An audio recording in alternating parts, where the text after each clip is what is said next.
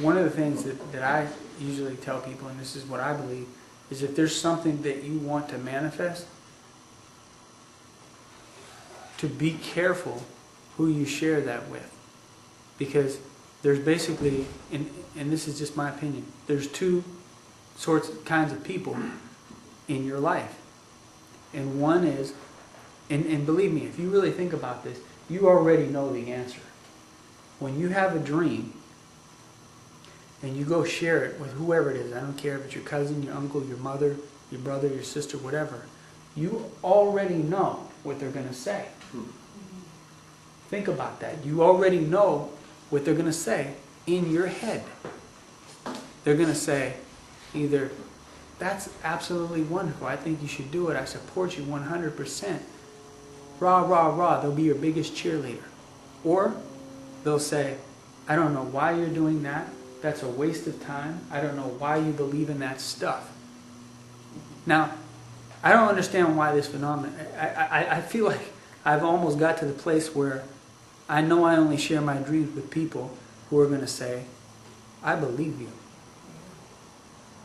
But believe me, I spent a lot of my life sharing my dreams with people who'd say, what are you talking about? Why are you thinking that? That's ridiculous. That's a waste of time. And I spent a lot of energy trying to convince them about my dream. And I'm going to tell you something.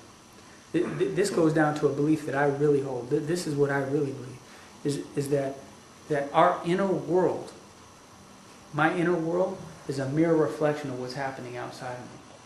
It's a mirror. And so when I'm going to that person, or when I was younger and I was going to this person and sharing my dream with them, and they were saying, no, that's ridiculous, why? And I would sit and argue with, it almost doesn't make sense to me now, but I would argue with them about how I'm going to do this and why I can do it. I really wasn't arguing with them. I was arguing with a part of myself that did not believe it. And I thought I was trying to convince them. And I encourage you to look at this in your own life. Anytime you're ever in an argument with anybody about anything, and you're trying to convince them of something, stop yourself and ask yourself the question, who are you really trying to convince? Them or yourself?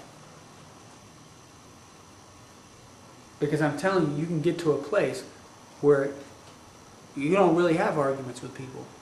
I don't have that experience, hardly ever. I'm not saying I don't ever do it, but usually once I start to get into it, or once I'm in that I'm trying to convince you mode, then I just look back and say, wait a minute, who am I trying to convince? Who really doesn't believe this? And it's usually just a part of myself. And just that knowing can be enough for me to say, okay, hey, you can believe whatever you want to believe. So that's why the reason I want to say that to you is I just encourage you to share that with people who are going to hold it, like maybe people in this classroom. That's why I said, can we hold that with you? And everybody said, yes, well, we're here for the same thing, so we're going to hold that intention with you. We're going to say, yes, you can do it. We believe you. And you already know the people who don't. Don't you? Yeah. And so just watch and see if you share that with them. It's not really about them. It's not about them. You guys get that? Cool.